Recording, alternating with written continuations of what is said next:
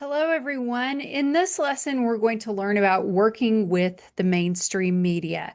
This lesson is going to be broken up into three different recordings, and the three different recordings are going to cover the topics of distilling your message, representing the university, and preparing for interviews. So let's start with distilling your message. So what does that mean? So know that people want information. They want information about agriculture. They want information on how their food is grown. They want information on science, and they will get it. The information is out there. But sometimes information does not come from credible sources. And so there's plenty of bad information out there, but we as scientists can help spread good information. We can help spread factual information. So let's help the public get the right information. Let's help them get correct information. So to do that, think about your audience. And in ag communications, one of the things we tell our students to do is to personify the audience, to think about them, sometimes we even have our students give our audience a name. Think of somebody, give them a name, give them a story, and how would you explain your science to this person?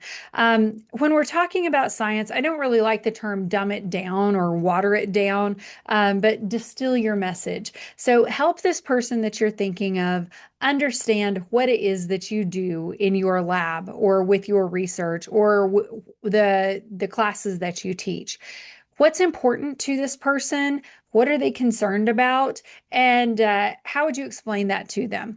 Be careful not to get hung up in technicalities. It may be really cool that you're using a new technology or a new gizmo in your lab, but will this person understand this new cool technology? Will they understand why it's so important or why it's new and cool?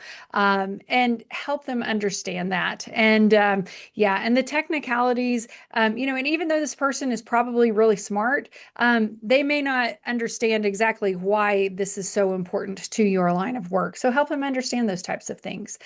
And then practice. And one thing that I like to do is describe your research to a group of fourth graders or a group of 10-year-olds. How would you make them understand what it is that you do? Think of the words that you choose. Think of a really technical word. What's a simpler word that you can use? What's something that they would understand? And practice doing this and practice several times. And this doesn't mean that you have to go out and present to fourth graders, but if you'd like to, I will help connect you with some fourth graders. But think about how you would explain that. And if it helps, here's a picture of some probably fourth graders. How would you explain your science to them? Or how would you explain the things that you learn in class to this group of individuals? And explain your science to them. And that's a good way to practice. And this helps when working with the media, because, the media have to help their audience understand science. So helping the media understand so they can translate that science into an understandable format is a really important thing that we do. And I'm going to pause here and then we'll come back and continue on in the next lesson.